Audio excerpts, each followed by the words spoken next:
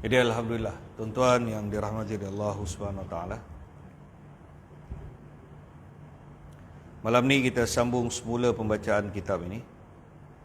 Kitab Syama'il Tirmizi fi Khasail Nabawi sallallahu alaihi wasallam, iaitu satu kitab yang mensyarahkan Syama'il Muhammadiyah sallallahu alaihi wasallam. Sambungan dia. Malam ni kita masih dalam bab yang ke-16, iaitu babun ma ja'a fi sifati imamati Rasulillah sallallahu alaihi wasallam, iaitu satu bab yang datang untuk menyatakan tentang serban yang dimiliki ataupun yang dipakai oleh baginda Rasulullah sallallahu alaihi wasallam. Hadis yang pertama, Sayyidina Jabir ibni Abdullah radhiyallahu anhu meriwayatkan bahawa tatkala kota Mekah Al-Mukarramah ditawan, baginda Rasulullah sallallahu alaihi wasallam memasuki kotanya dengan memakai serban hitam. Jadi kata Jabir radhiyallahu anhu meriwayatkan bahawa tatkala Mekah Al-Mukarramah ditawan, ketika berlaku Fatah Mekah, pembukaan kota Mekah, baginda Rasulullah sallallahu alaihi wasallam memasuki kota Mekah ini dengan memakai serban berwarna hitam. Nabi tak selalu pakai serban hitam. Jadi ketika masuk kota Mekah, Nabi sallallahu alaihi wasallam telah memakai serban yang berwarna hitam. Hadis ini diriwayatkan oleh Sayyidina Jabir ibni Abdullah radhiyallahu an, dikeluarkan oleh Imam Muslim di dalam sahih dia, Imam Abi Daud di dalam sunannya, Ibnu Majah di dalam sunannya, begitu juga As-Sunan At-Tirmizi dan Sunan An-Nasai. Keterangan hadis. Telah berkata pengarang kitab ini, Hadrat Maulana Zakaria Al-Kandalawi rahmatullah alaih, hadis ini, hadis Jabir ini seolah-olah bercanggah dengan hadis yang lalu yang mengatakan baginda sallallahu alaihi wasallam memakai topi besi semasa memasuki kota Mekah. Kata Maulana Zakaria rahmatullah alaih, sebenarnya tidak ada perbezaan. Berkemungkinan baginda sallallahu alaihi wasallam itu memakai serban hitam di atas topi besi dia. Jadi mana Nabi pakai topi besi, serban tu Nabi kat tepi. Jadi kata Maulana Zakaria, sebenarnya tidak ada perbezaan di antara hadis yang awal dengan hadis Jabir ini. Berkemungkinan baginda sallallahu alaihi wasallam memakai serban di atas topi besi. Kedua hadis itu mudah untuk difahami. Sebahagian para ulama berkata bahawa baginda sallallahu alaihi wasallam memasuki kota Mekah dengan memakai topi besi, dan setelah itu baginda membukanya, dan kemudian baginda sallallahu alaihi wasallam memakai serban yang berwarna hitam. Jadi dua. Satu Nabi pakai besi, sampai masuk Nabi buka topi. Setelah Nabi melihat keadaan aman, Nabi tengok tak ada huru-hara, aman, Nabi, sahabat pun tengok selamat, Nabi pun buka. Kenapa nak pakai topi besi berpanjangan? Berat topi besi ni, kan? Tak ada orang saja-saja pakai topi besi, berat. Pakai baju besi lagi berat. Ketika peperangan Uhud, Nabi sallallahu alaihi wasallam pakai dua baju besi. Satu baju besi zaman tu pun dah berat dah. Dah susah nak jalan. Susah nak jalan, kan? Apatah lagi Nabi memakai dua baju besi. Sampai ketika Nabi jatuh, Nabi tak boleh bangun. Sebab apa? Beratnya baju besi. Begitu juga topi, tidak dipakai oleh selalu sebab topi itu berat. Jadi apabila baginda sallallahu alaihi wasallam masuk je ke dalam kota Mekah, dah rasa aman, Nabi pun buka. Jadi keterangan yang kedua ini sebahagian para ulama dalam menafsirkan hadis ini berkata bahawa baginda sallallahu alaihi wasallam itu memasuki kota Mekah pada awalnya dengan memakai topi besi, dan setelah membukanya barulah baginda sallallahu alaihi wasallam memakai serban yang berwarna hitam. Maka lantaran daripada itu disebutkan semasa memasuki kota. Sebahagian para ulama pula berpendapat mungkin kerana topi besi itu menyulitkan beliau sallallahu alaihi wasallam memakai serban di bawahnya. Sebagian ulama kata berkemungkinan Nabi pakai serban, topi besi itu atas serban. Sebab apa? Sebab pakai topi besi ni sakit, kan? Sakit. Jadi kena lapik dengan kain, bau tutup dengan besi, kan? Kadang-kadang kita tengok orang main motor ni, kan? Orang main motor besar ni, dia mesti pakai apa? Dia ikat dia punya apa? Dia ada kain, dia ikat dia punya kepala tu, bau dia pakai full face dia. Sebab apa? Panas. Kan? Kadang-kadang rambut jadi apa? Kulit kepala jadi gatal. Jadi dia pakai kain. Kain tu mahal. Kain tu serap, dia serap peluh. Benda yang tak serap peluh ni selalu penyakit, kan? Apa benda yang kalau kita pakai di negeri yang panas macam kita ni, kalau kita tak pakai cotton, tak serap peluh, memang gatal. Orang akan kena penyakit gatal-gatal. Kadang-kadang suar dalam, kita tak masyarakat, suar dalam pun macam tu, kan? Kalau kita laki-laki, kita pakai suar dalam yang bukan cotton, apa jadi? Kita akan kena penyakit celah kelangkang tu. Dia panggil kulat. Kita akan kena kulat. Sebab apa? Kalau pergi jumpa doktor, biasa doktor kata, you pakai seluar dalam apa? Kan? Biasa kalau laki-laki kena penyakit kulat celah kelangkang ni, kalau pergi dulu Dr. Bashar, sekarang Dr. Bashar dah tak ada lagi klinik, dah tak nampak dah. Kalau pergi klinik-klinik pakar, klinik kulit, kita tunjuk masalah tu, you pakai seluar dalam apa? Kalau boleh dia kata jangan pakai ini macam punya seluar dalam, lu pakai boxer, dia kata. Dia pakai boxer, dia suruh pakai boxer. Ini ubat, ni krim, pakai boxer, ini sabun. Berapa doktor? 200. Konsultan RM150, sabun dengan krim 50, terbang 200. Nak murah, pergilah hospital kerajaan sikit. Tunggulah kau, kan? Tunggulah, sabarlah. Ubat hospital kerajaan pun bagus, bagus, tapi kena ambil nombor lah. Kena tunggulah, jangan marah-marah. Sabarlah, kena tunggu. Jadi Nabi pakai kain. Sebahagian ulama kata berkemungkinan Nabi pakai topi atas kain supaya tak nak bagi sakit. Jadi sebahagian para ulama dalam memberi keterangan ini berpendapat mungkin, kata para ulama, sebahagian dikata kerana topi itu besi itu menyakitkan dan menyulitkan. Maka itulah sebabnya beliau sallallahu alaihi wasallam memakai serban di bawahnya.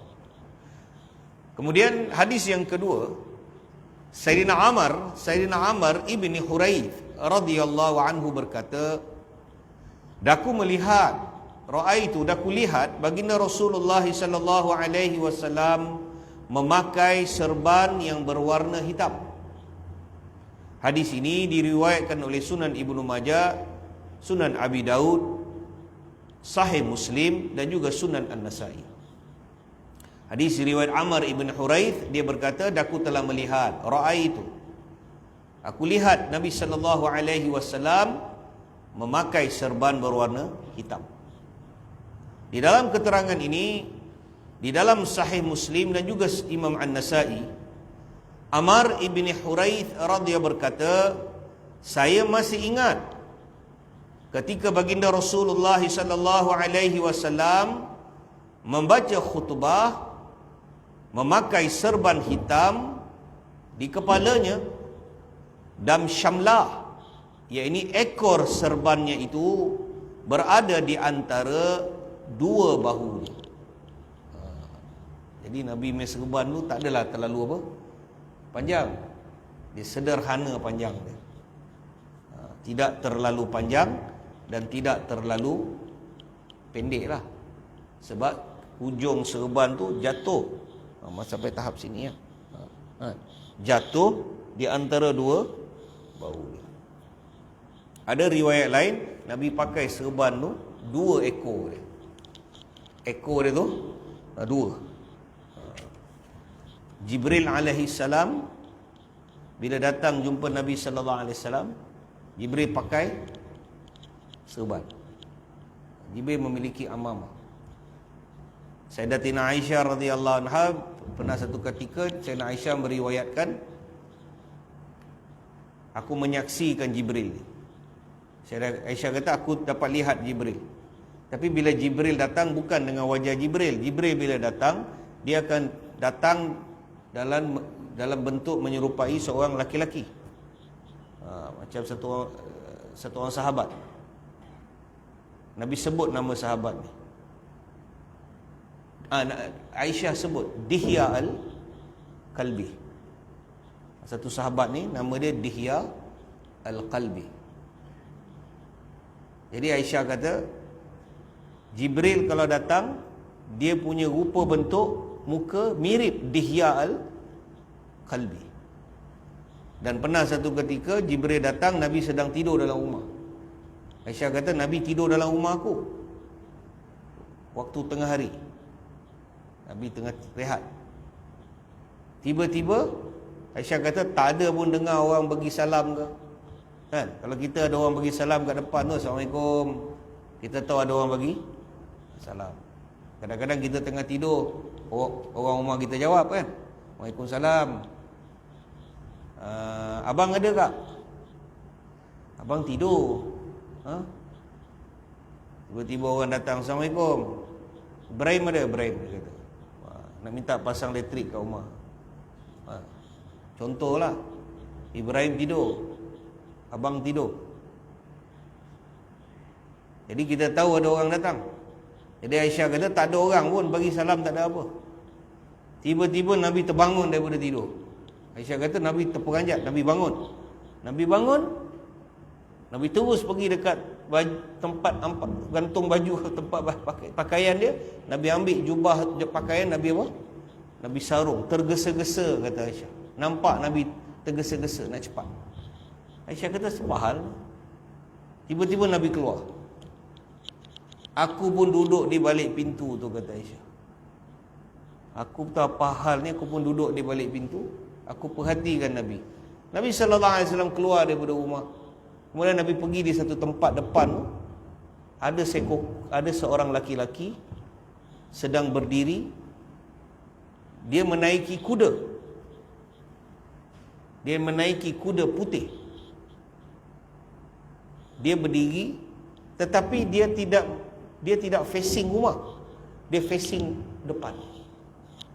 Aisyah kata dia tak facing, dia tidak menghadapkan wajah dia ke arah rumah Nabi, tapi dia membontoti rumah Nabi. Maksudnya dia berdiri, dia sandar, kata Aisyah, dia berdiri, tapi sambil dia berdiri, dia menyandarkan badan dia pada kuda tu. Dia berdiri tapi dia apa? Dia kuda tu stay, dia pun sandar kat kuda. Tetapi dia tidak menghadap ke rumah kami, malah dia memandang ke arah depan. Jadi tak nampak muka. Tetapi yang jelas pada penglihatanku, kata Aisyah, dia memakai amamah, dia ada pakai serban. Dan yang jelas dia memiliki 2 ekor serban dia. Ekor itu ada 2. Aisyah kata. Kemudian nampak dia bercakap sesuatu dengan Nabi sallallahu alaihi wasallam, kemudian dia pun pergi. Bila Nabi masuk, aku tanya Nabi sallallahu alaihi wasallam. Aku kata, ya Rasulullah, apa hal lah tadi ni? Nampak macam urgent lah. Kan? Tengah-tengah tidur, tak ada angin, tak ada ribut. Tiba-tiba tuan bangun, terkocok-kocok, tuan keluar. Nabi SAW beritahu, wahai Aisyah, sungguh tadi ketika aku tidur, Jibril panggil aku, kata Nabi. Jibril panggil aku. Maknanya engkau, Aisyah tak dengar lah, Nabi dengar. Jibril panggil aku. Jibril tunggu dekat luar. Aku dekat luar. Kan? Sampai depan kawan-kawan, kita mau WhatsApp, aku dah sampai dah. Mak kita tak tahu pun. Siapa dalam rumah tahu? Tak tahu, kita je tahu. Sebab apa? Kita tengok kita punya handphone tak ada suara pun. Buka.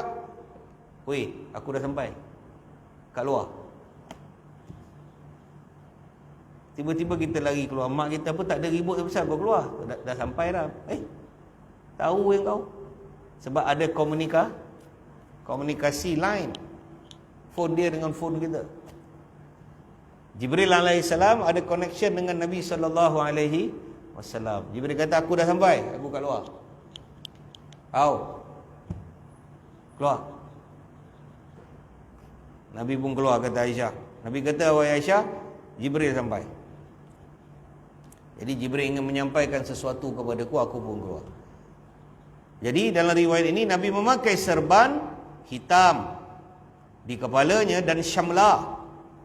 Syamlah, yakni ekornya. Nama serban, ekor serban nama dia syamlah. Nak senang ingat, simlah. Simlah. Syamlah.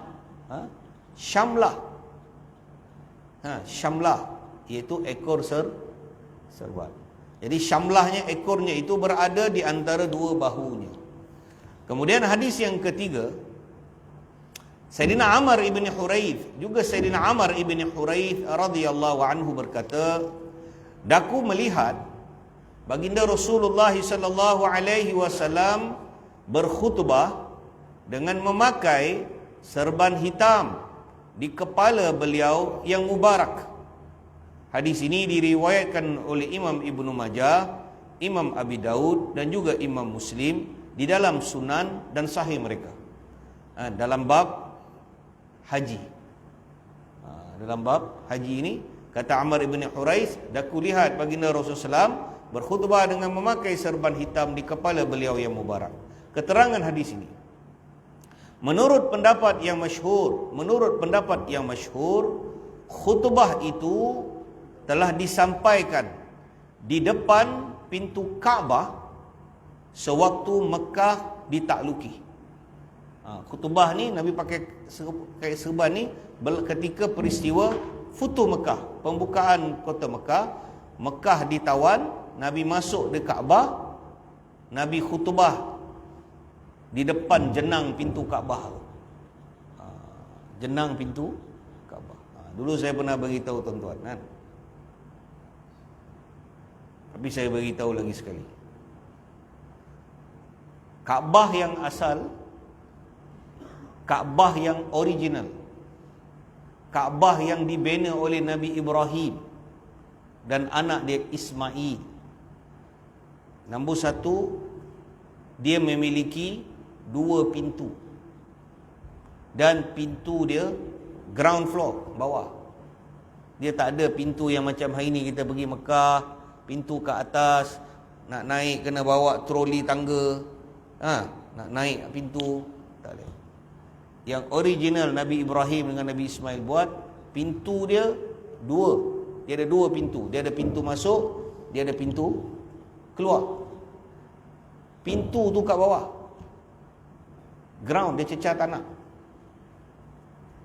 Dan hijir Ismail itu dalam Kaabah. Itu sebab kita hari ini pergi Mekah, kita kena tahu hijir Ismail itu termasuk ke Kaabah.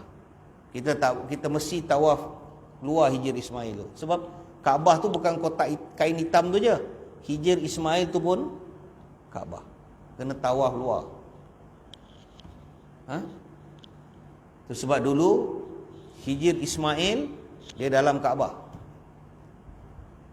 Tapi lepas Nabi Ibrahim wafat, selama beberapa generasi, lama kelamaan Kaabah apa jadi?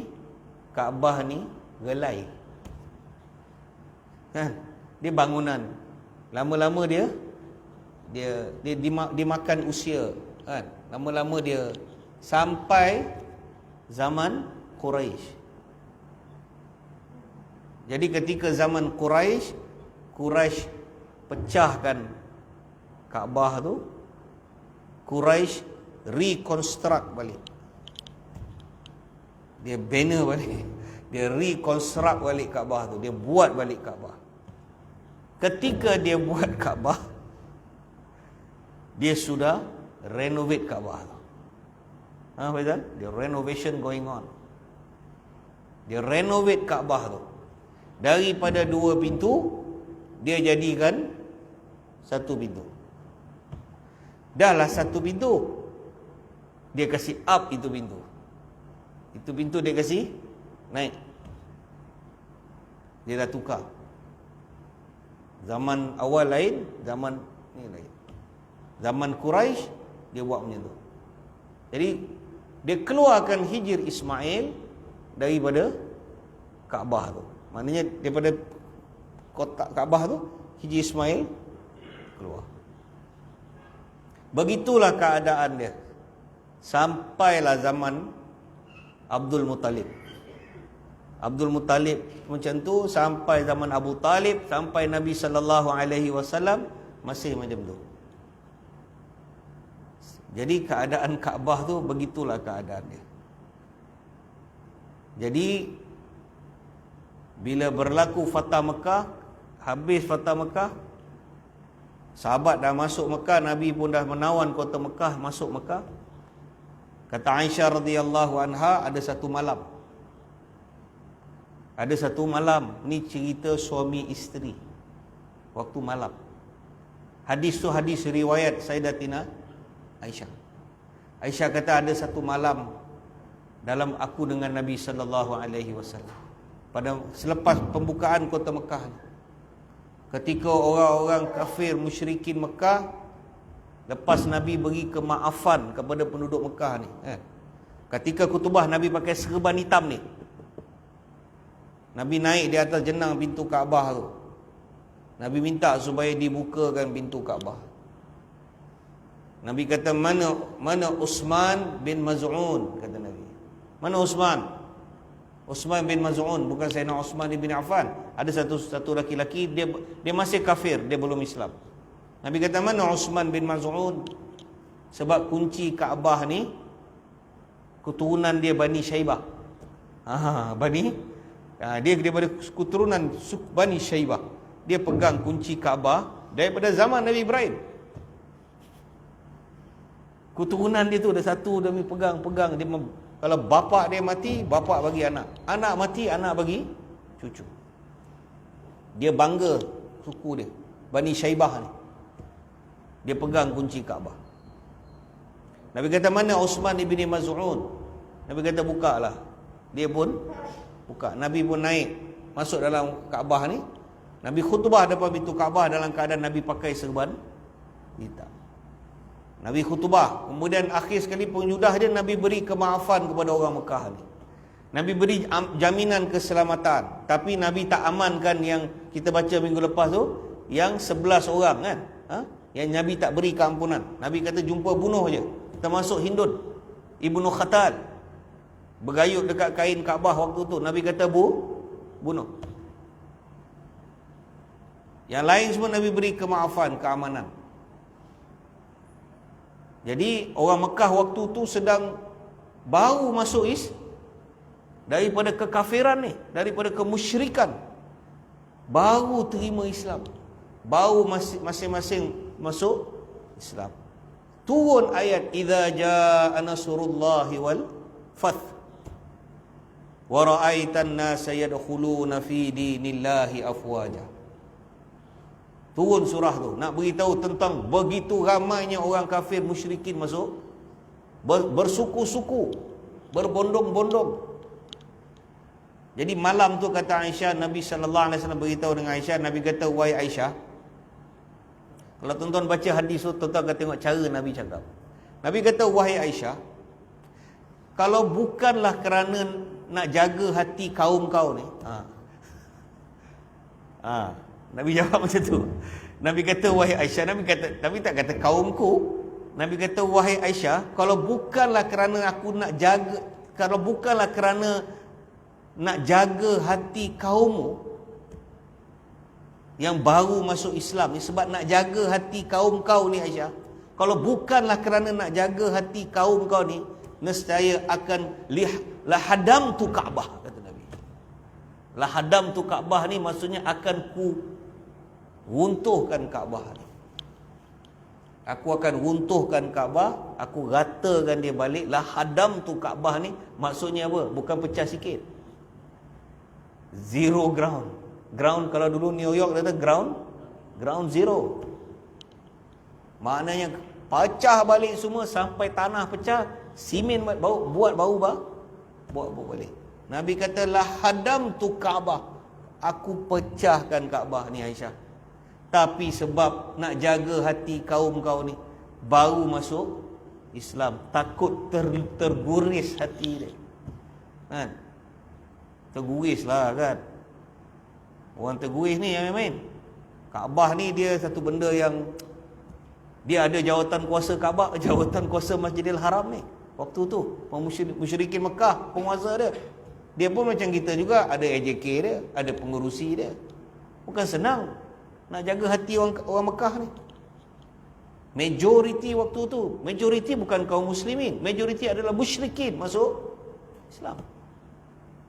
Jadi Nabi katalah hadam tu Kaabah. Kalau tak aku pecahkan Kaabah ni, kata Nabi. Tapi aku tak nak pecah, nescaya akan ku pecahkan dan aku akan bina balik Kaabah ni seperti mana yang dibina oleh Nabi Allah Ibrahim, kata Nabi.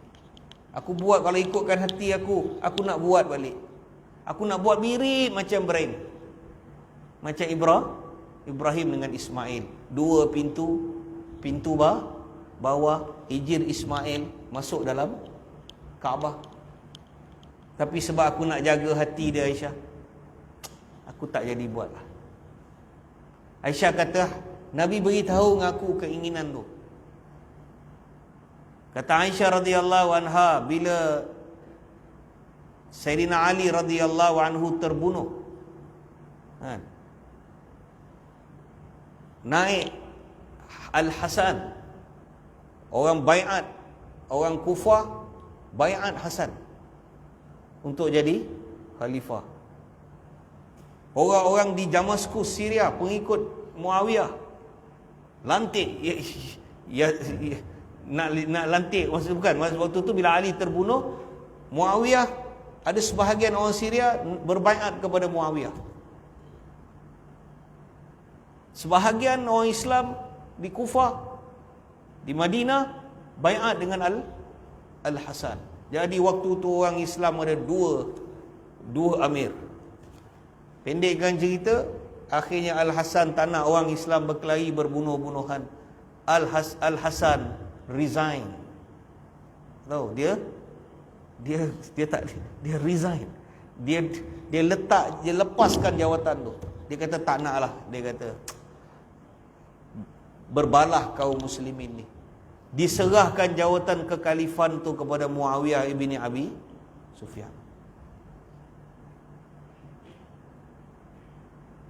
Jadi pada waktu itu, selepas pada itu, ketika zaman Husain, ketika mati lepas meninggalnya Muawiyah sebelum dia lantik anak dia Yazid ketika lantik Yazid berlaku pemberontakan balik. Dalam pemberontakan itu, antara orang yang menentang Yazid ni adalah Abdullah ibnu Zubair. Abdullah ibnu Zubair dia sahabat. Dia adalah anak kepada Zubair bin Awam. Mak dia Asma, anak perempuan Abu Bakar. Dia cucu Abu Bakar. Dia anak Asma. Bapa dia Zubair, sahabat. Jadi dia mak saudara dia mak dia Asma, mami dia tu Aisyah. Dia punya mak saudara dia, maksu dia. Aisyah ni maksu dia. Aisyah maksu. Aisyah tak ada anak. Maksu tak ada anak. Aisyah ambil Abdullah jadi anak dia. Abdullah keluar masuk dalam rumah Aisyah. Aisyah maksu bercerita dengan Abdullah ni. Mak saudara sembang dengan anak buah. Aisyah kata Abdullah, Nabi beritahu aku pernah satu malam Nabi beritahu. Jadi Abdullah ni bila Nabi Aisyah sebut macam tu, dia dah simpan dalam hati dia. Bila dia jadi gubernur Mekah, ketika dia memberontak, dia telah jadi gubernur. Orang Mekah baik dia jadi gubernur di Mekah. Bila dia jadi gubernur di Mekah, benda yang mula-mula dia buat, dia perintahkan supaya Kaabah ni pecah. La hadam tu Kaabah. Abdullah Zubair ground Kaabah. Tuan-tuan kena tahu sejarah Kaabah ni. Bukan Kaabah kita ni tak pernah gelai, dia pernah gelai. Abdullah ibn Zubair kata hadam tu, dia pun pecahkan Kaabah tu. Bila dia pecahkan Kaabah tu, ground zero. Dia reconstruct balik. Abdullah kata construct balik. Dia gubernur, construct balik sama macam apa yang Nabi inginkan. Siapa berani lawan dia? Dia gubernur Mekah. Seluruh kekuasaan Mekah dia pegang.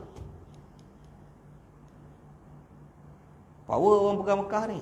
Tengok sekarang Saudi, siapa berani lawan Muhammad bin Salman? Tak berani. Kan? Dia buat apa pun tak ada orang berani lawan dia. Abdullah bin Zubair lagi power, dia gubernur Mekah. Jadi dia pecah, dia bina balik Kaabah sama macam Kaabah yang Nabi nak tu. 2 pintu bawah.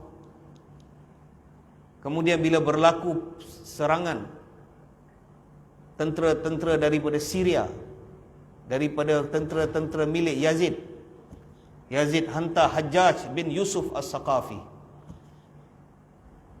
penumpah darah, satu panglima perang paling kontroversi dalam sejarah Islam. Banyak sahabat yang dia bunuh. Hajjaj bin Yusuf As-Saqafi. Bila Hajjaj datang, Hajjaj berjaya tawan Mekah ni.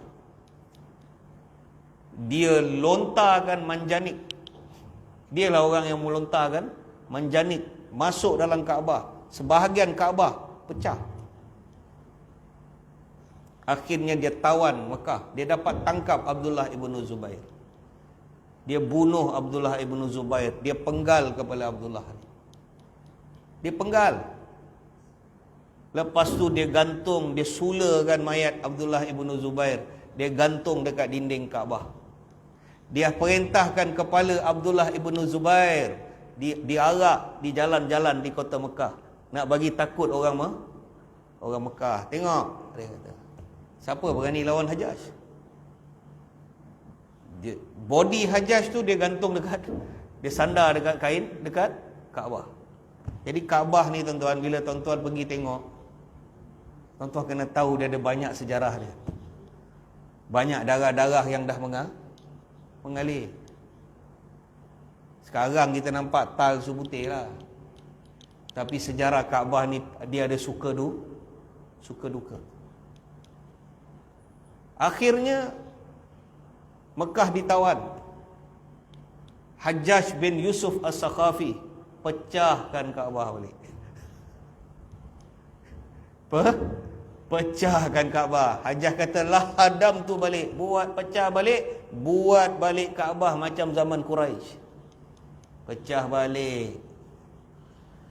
Buat balik Kaabah. Satu pintu atas, Hijri Ismail terkeluar.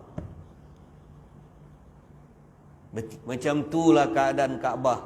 Sampailah datangnya, jatuhnya pemerintahan Bani Umayyah, kemudian datangnya Bani Abbasiyah.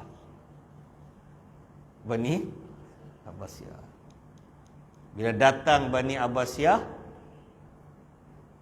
datang satu khalifah masyhur, nama dia Harun Ar-Rashid. Datang Harun Ar-Rashid. Bila datang Harun Ar-Rasyid, pada ketika itu ulama di zaman dia, ulama di zaman dia, Harun Ar-Rasyid teringat peristiwa ni, maka Harun Ar-Rasyid panggil ulama. Dia ada keinginan nak pecahkan balik Kaabah, nak buat Kaabah macam yang Abdullah ibnu Zubair buat, sebab ada hadis tu, hadislah hadam tu Kaabah ni. Tetapi ketika mereka mesyuarat, Qadi Al-Quda'at, Qadi Madinah pada waktu tu, Imam Malik hidup. Bila dia Khalifah tanya Imam Malik, macam mana Imam Malik? Imam Malik jawab satu jawapan pendek dia, wahai Khalifah, sudahlah.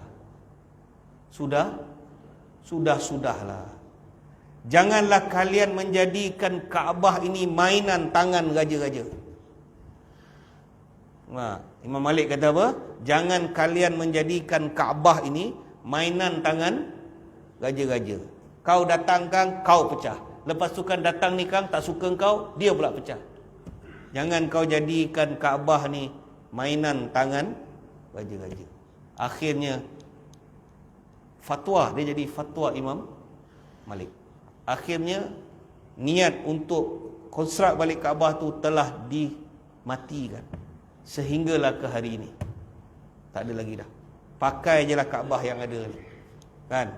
Dah, jangan pusing. Jadi itu lebih kurang tuan-tuan, dia punya sejarah Kaabah. Tuan-tuan kena tahu, nanti tuan-tuan nak pergi haji, tuan-tuan nak pergi umrah, tuan-tuan kena tahu sejarah Kaabah. Jadi insya-Allah lah tuan-tuan, jadi kita berhenti takat ni dulu. Kita sambung pada minggu yang akan datang insya-Allah. Auzubillahi minasyaitonirrajim. Bismillahirrahmanirrahim. Alhamdulillahirabbil alamin wassalatu wassalamu ala asyrafil anbiya'i wal mursalin wa ala alihi washabihi ajmain.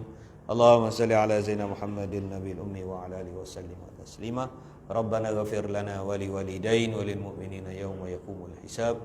Rabbi irhamhuma kama rabbayana saghira. Rabbana atina fid dunya hasanah wa bil akhirati hasanah wa qina adzabannar. Wa sallallahu ala sayidina Muhammadin nabiyil ummi wa ala alihi wa ashabihi wasallam. Subhana rabbika rabbil izzati amma yasifun. Wassalamun alal mursalin. Walhamdulillahi rabbil alamin. Assalamualaikum warahmatullahi wabarakatuh.